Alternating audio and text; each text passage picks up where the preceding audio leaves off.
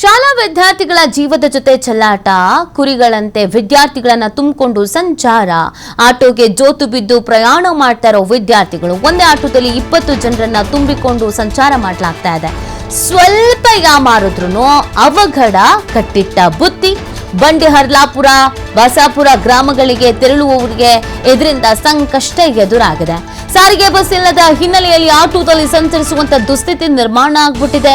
Auto ಚಾಲಕರ ಬೇಜವಾಬ್ದಾರಿತನಕ್ಕೆ ಸಾರ್ವಜನಿಕರು ಇದೀಗ ಕಿಡಿಕಾರ್ತಾ ಇದ್ದಾರೆ. ಅಲ್ಲ, ಮಕ್ಕಳು ಜೀವ ಅಂತ ಅನ್ಕೊಂಡಿದ್ದೀರೋ ಅದೇನು ಅನ್ಕೊಂಡಿದ್ದೀರಾ? ಇದು ಶಾಲಾ ವಿದ್ಯಾರ್ಥಿಗಳ ಜೀವದ ಜೊತೆಗೆ ಚೆಲ್ಲಾಟ ಆಡ್ತಾ ಇರೋದು. ಕುರಿಗಳಂತೆ ವಿದ್ಯಾರ್ಥಿಗಳನ್ನ ತುಂಬಿಕೊಂಡು ಸಂಚಾರ ಮಾಡ್ತಾ ಇದ್ದಾರೆ. ಆಟೋದಲ್ಲಿ ಜೋತು ಬಿದ್ದು ವಿದ್ಯಾರ್ಥಿಗಳು ಪ್ರಯಾಣ ಮಾಡುವಂತ ದುಸ್ಥಿತಿ ನಿರ್ಮಾಣ ಆಗಿರೋದು. ಒಂದು ಆಟೋದಲ್ಲಿ ಎಷ್ಟು ಜನ ಕೂತ್ಕೊಳ್ಬಹುದು ಹೇಳಿ ನೋಡೋಣ. ಈ ಒಂದೇ ಆಟೋದಲ್ಲಿ 20 ಜನರನ್ನ ತುಂಬಿಸ್ಕೊಂಡು ಸಂಚಾರ ಮಾಡ್ತಾರೆ ಅಂತಂದ್ರೆ ಇನ್ನು ಎಷ್ಟು ಮಟ್ಟಿಗೆ ಇಲ್ಲಿ ಜೀವಕ್ಕೆ ಸಂಚಕ ಆಗಿದೆ ಅನ್ನೋದನ್ನ ಅರ್ಥ ಮಾಡ್ಕೊಳ್ಬೇಕಾಗತ್ತೆ. 20-25 ಜನರನ್ನು ತುಂಬಿಕೊಂಡು ಸಂಚಾರ ಮಾಡ್ತಾ ಇದ್ದಾರೆ. ಸ್ವಲ್ಪ ಏನಾದ್ರೂ ಹೆಚ್ಚು ಕಮ್ಮಿ ಆದ್ರು, ಯಾಮಾರಿದ್ರು ಅವಘಡ ಕಟ್ಟಿಟ್ಟ ಬುತ್ತಿ. ಬಂಡಿ ಹರ್ಲಾಪುರ, ಬಸಾಪುರ ಗ್ರಾಮಗಳಿಗೆ ತೆರಳುವವರಿಗೆ ಇದರಿಂದ ಸಂಕಷ್ಟ ಇಲ್ಲಿ ಸಹಜವಾಗೇ ಇದೆ. ಇಲ್ಲಿ ಬಸ್ ಸಮಸ್ಯೆ ಅಂತೆ, ಬಸ್ ಇಲ್ವಂತೆ. ಅದಕ್ಕೆ ಒಂದು ಆಟೋ ಸಿಕ್ಕಿದ್ರೆ ಸಾಕು, ಅದರಲ್ಲೆಲ್ಲ ಹತ್ಕೊಂಡು ಹೋಗೋದು. ನೋಡಿ ಯಾವ ಥರ ಅಂತ. ಇದೇನು ಪ್ಯಾಸೆಂಜರ್ ಆಟೋವೋ ಲಗೇಜ್ ಆಟೋವೋ ಒಂದು ಅರ್ಥ ಆಗ್ತಾ ಇಲ್ಲ. ನೇತಾಡ್ಕೊಂಡು ಜೋತಾಡ್ಕೊಂಡು ನಿಂತ್ಕೊಂಡು ಯಾಕೆ ಬೇಕು ಈ ಸಾಹಸ?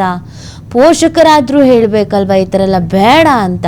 ಬಟ್ ಏನು ಹೇಳ್ತಿದ್ದಾರೆ ಅಂದರೆ, ಸಾರಿಗೆ ವ್ಯವಸ್ಥೆ ಇಲ್ಲ, ಸ್ಕೂಲಿಗೆ ಹೋಗಲೇಬೇಕು ಬರಲೇಬೇಕು, ಕಾಲೇಜಿಗೆ ಹೋಗಲೇಬೇಕು ಬರಲೇಬೇಕು, ಮನೇಲಿ ಕೂತ್ಕೊಳ್ಳೋಕ್ಕಾಗಲ್ಲ.